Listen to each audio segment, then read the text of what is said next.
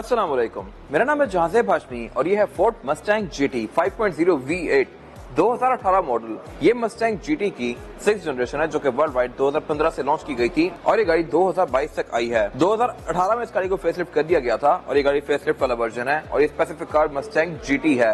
हर Mustang GT नहीं होती, GT वाली कार 5.0 V8 इंजन के साथ आती है।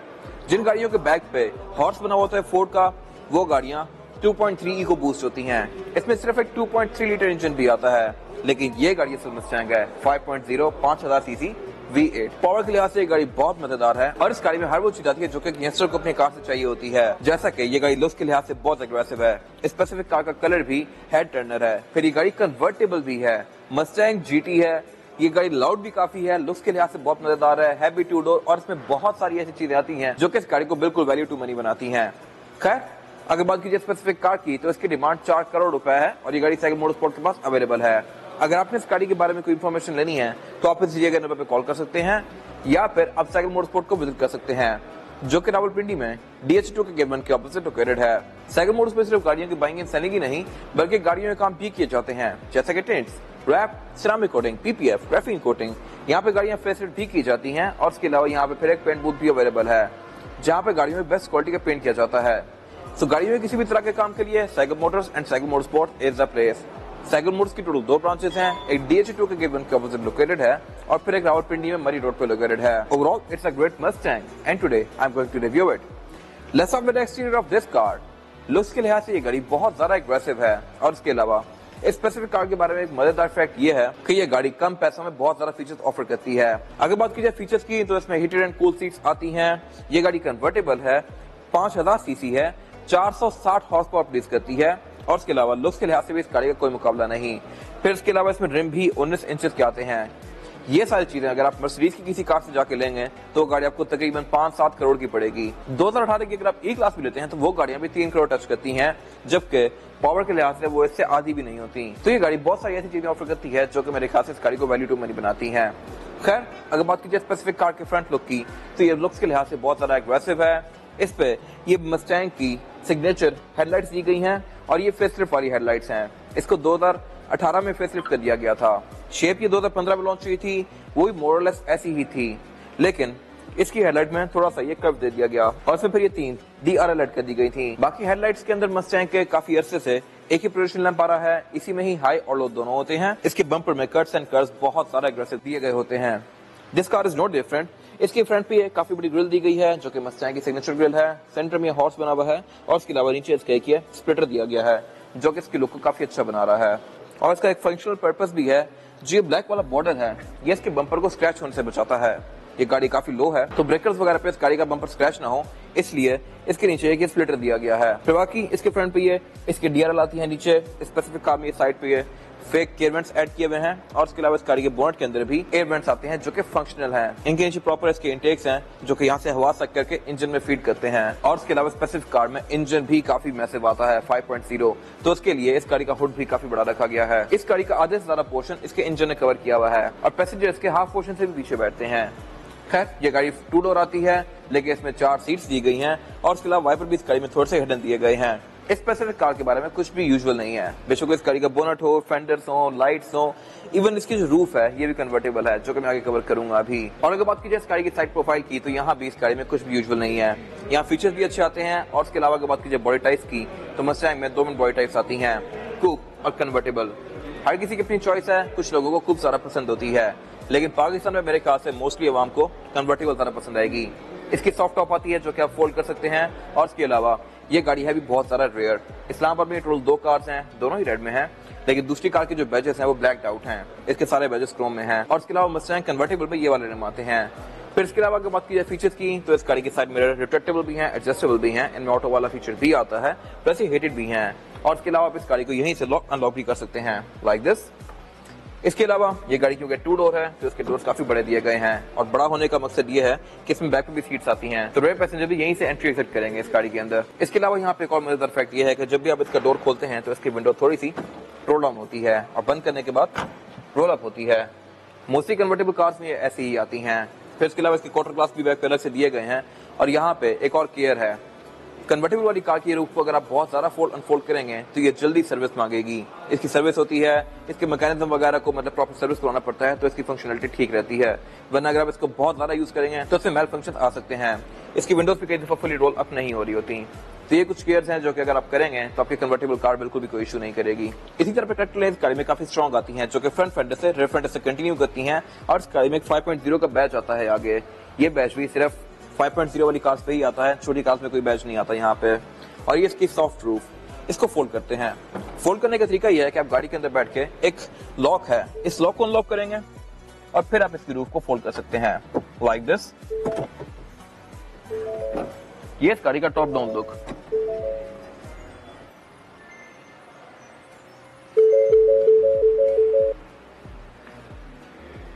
जो कि बहुत अग्रेसिव लगता है। इसके अलावा इसमें अलग से 2 पार्ट्स आते हैं जिनको आप निकाल के यहाँ पे लगा सकते हैं और इसके फिर रूफ का मैकेनिज्म भी कवर हो जाता है, जिससे इसकी लुक और बेहतर आती है। इनको कवर करने के लिए 2 अलग से पोर्शंस दिए गए हैं। फिर इसके अलावा इसके रेयर फेंडर्स काफी मैसिव हैं और यहाँ पे एक और मजेदार फैक्ट ये है कि इस गाड़ी के रिम्स भी स्टैगर्ड आते हैं।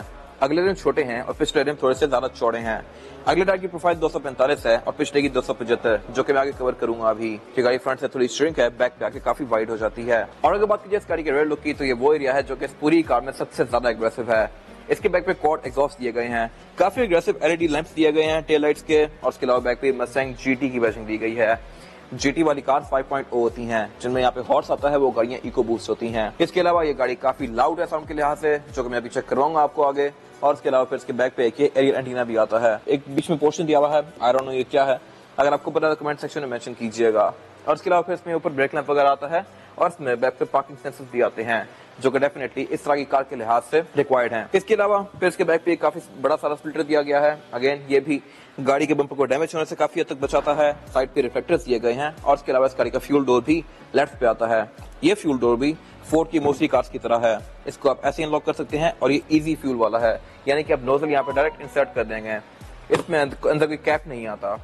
इसकी ट्रंक को लॉक करने के लिए आप की फॉप पे दिए गए बटन को 2 दफा दबाएंगे और ये इस गाड़ी की ट्रंक कैपेसिटी, जो कि एक कन्वर्टेबल कार के लिहाज से अच्छी खासी स्पेशियस है। आप यहाँ पे 4 से 5 लोगों का सामान काफी आसानी से रख सकते हैं। और इसके अलावा इसमें नीचे स्पेयर टायर की जगह भी आती है, लेकिन स्पेयर टायर आता नहीं है। नीचे यहाँ पे एक इन्वर्टर किट दी गई है, आप यहाँ पे स्पेयर टायर लेके रख सकते हैं। और इसके अलावा इसमें बैक पे फिर एक शेकर का सबवूफर आता है। इसके ट्रंक के अंदर भी पैडिंग काफी अच्छी दी गई है, पूरा ट्रंक काफी वेल इंसुलेटेड है, लेकिन इसकी ट्रंक की जो ओपनिंग है ये काफी छोटी है और काफी ऊपर भी है। आपको सामान काफी ऊपर उठा के इसके अंदर रखना पड़ेगा और ये कोई बहुत ज्यादा वाइड नहीं है, लेकिन डीप काफी है। बाकी इसमें रेयर बेंचेस फोल्डेबल नहीं आते और अगर आप इसकी रूफ को फोल्ड करते हैं तो उसके अंदर एक प्रॉपर बैक पे ग्लास की विंडशील्ड भी आती है। ये मेरे ख्याल से एक अच्छी चीज है। इसकी रूफ फोल्ड होने के बाद ट्रंक का बहुत कम एरिया लेती है, जबकि अगर आप मर्सिडीज या बीएम की कार्स देखें तो उनकी रूफ ट्रंक का आधे से ज्यादा एरिया ले जाती है फोल्ड होने के बाद। ये मेरे ख्याल से एक अच्छी चीज है इस गाड़ी के बारे में। इसकी रिवर्स भी यहाँ बैक पे आती है, सेंटर में फॉग दी गई है और ये इसका क्वाड एग्जॉस्ट सेटअप दिया गया है, जो कि काफी लाउड है।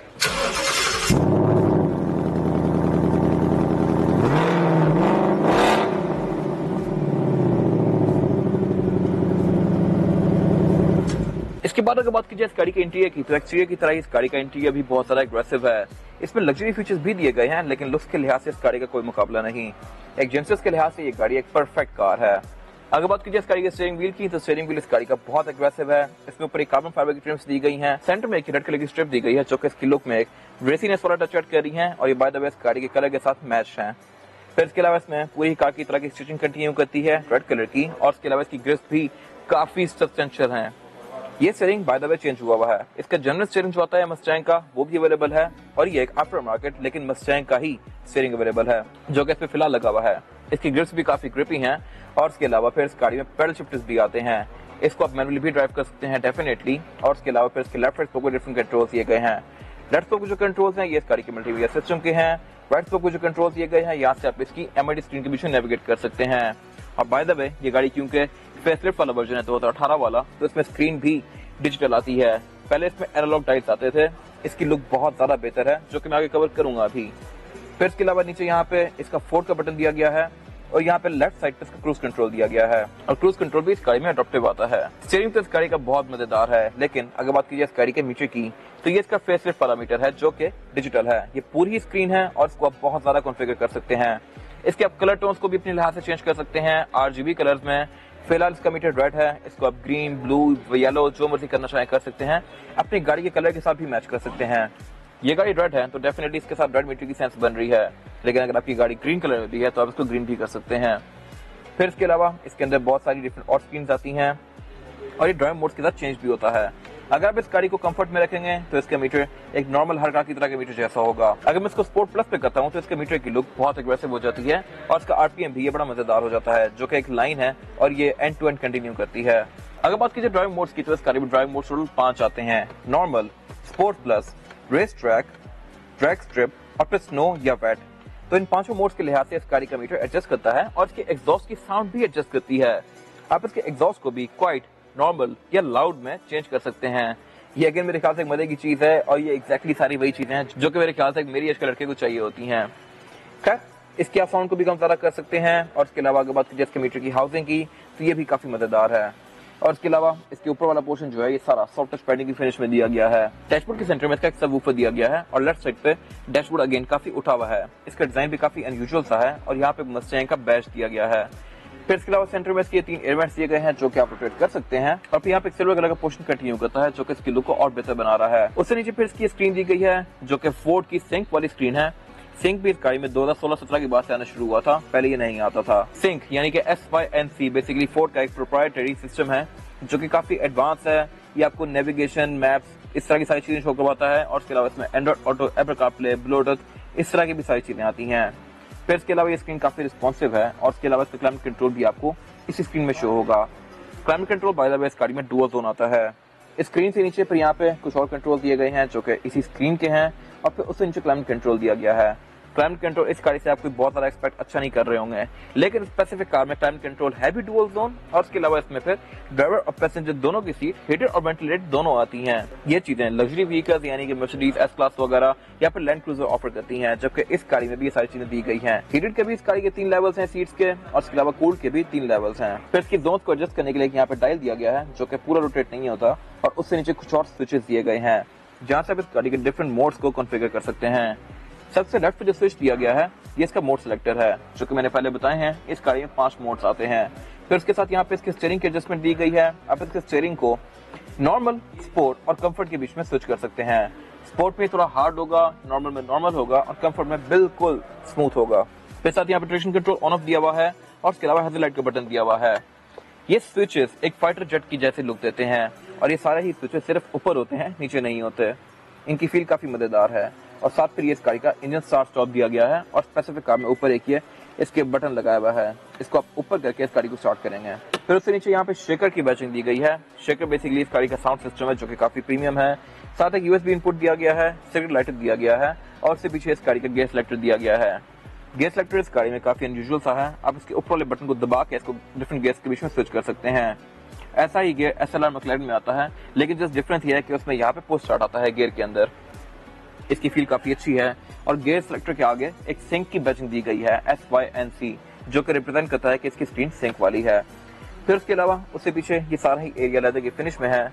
2 कप होल्डर्स दिए गए हैं और ये इसकी हैंड ब्रेक दी गई है जो कि थोड़ी सी ऑफसेट है।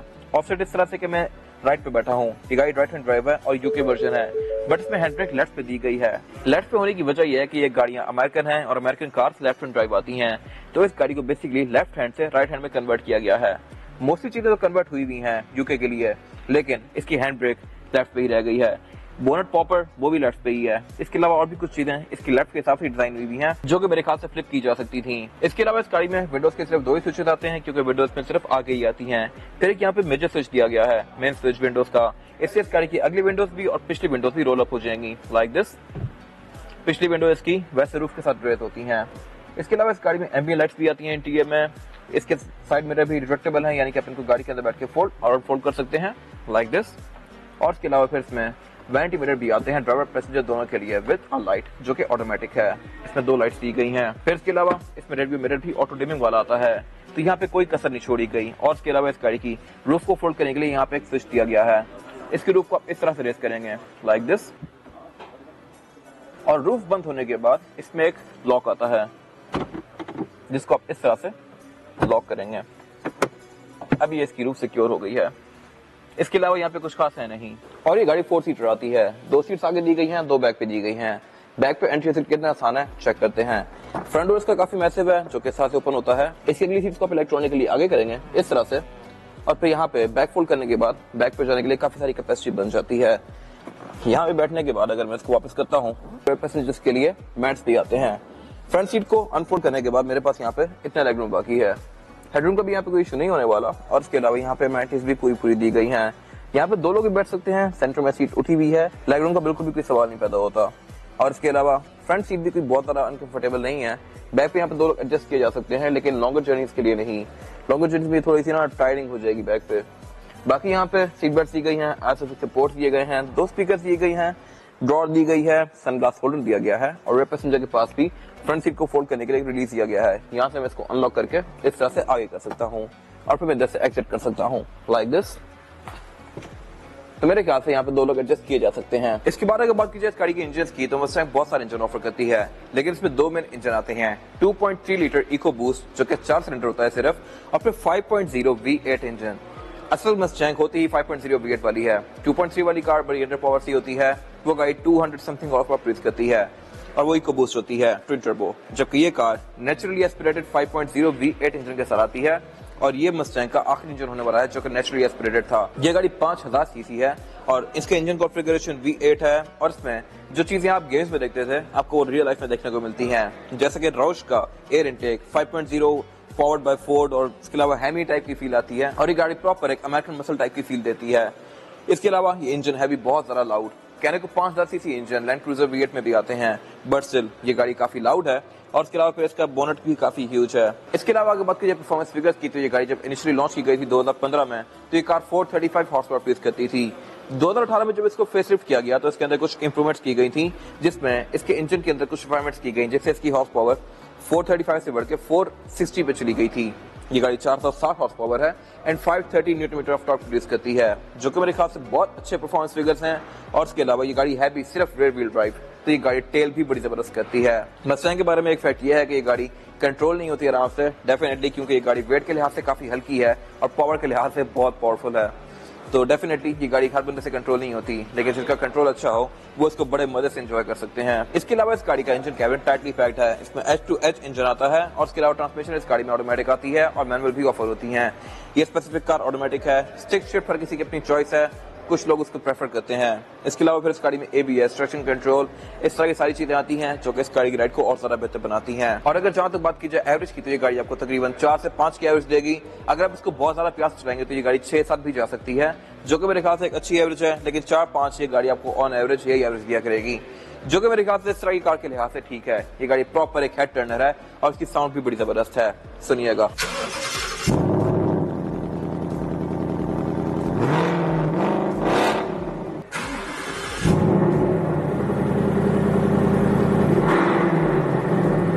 इसके बाद अगर बात की जाए इस गाड़ी के टायर साइज की, तो टायर साइज जो होता है मस्टैंग में, ये आगे है 225, 40 और 19, जबकि पीछे इसका टायर थोड़ा बड़ा आता है। इसके रिम्स स्टैगर्ड होते हैं, यानी कि अगला टायर छोटा और पिछले टायर का साइज है 275, 40 और 19। इसमें रिम तो 19 इंच के ही हैं, लेकिन आगे टायर 245 और पीछे 275 का है। सेम गोस फॉर रिम भी पिछला ज्यादा चौड़ा है और टायर की भी एक बहुत ज्यादा वाइड फील आती है बैक से। तो इसमें रिम भी 19 इंच के हैं और ये 10 स्पोक रिम है जो कि कन्वर्टेबल वाली कार में आते हैं। और इस गाड़ी में ऑल व्हील डिस्क ब्रेक आती है। मस्टैंग में आगे दोनों ब्रेम्बो की ब्रेक्स आती हैं, पीछे फोर्ड की ब्रेक्स हैं। तो बेसिकली अगले कैलिपर्स बहुत ज्यादा बड़े हैं और ये ब्रेम्बो के हैं। पीछे ब्रेम्बो तो मेरे ख्याल से अच्छी बात थी, बट बैक पे ब्रेम्बो नहीं दी गई। टायर इस गाड़ी में ऑलमोस्ट न्यू ही है, जो कि आपको 40-50 हजार किलोमीटर तक एक अच्छी राइड प्रोवाइड करेंगे। और इसके अलावा इस गाड़ी में ट्रैक्शन कंट्रोल और इस तरह के और भी बहुत सारे मोड्स आते हैं जो कि इसकी राइड को काफी सिक्योर बनाते हैं। बट स्टिल मस्टैंग में पावर बहुत ज्यादा है, तो इस गाड़ी को हर बंदा कंट्रोल नहीं कर सकता। ये इस गाड़ी की फिजिकल की है, बैक पे फोर्ड का लोगो दिया गया है और फ्रंट पे इसमें लॉक, अनलॉक और ट्रंक लीज आता है, जैसे कि मोस्टली फोर्ड की कीज होती हैं। इसमें फिजिकल की भी आती है जो कि आप नीचे से निकाल सकते हैं, और एक ही काफी सब्सटेंशियल है। ये था आज का रिव्यू। अगर आपको ये रिव्यू पसंद आया है तो इस रिव्यू को लाइक कीजिए, मेरे चैनल को सब्सक्राइब कीजिए, और अगर आपके पास गाड़ी से रिलेटेड कोई भी राय है तो उसको कमेंट सेक्शन में शेयर जरूर कीजिएगा, ताकि वो लोग जो ये गाड़ी लेने वाले हैं वो आपकी राय से फायदा उठा सकें। अपना ख्याल रखिएगा। Thank you.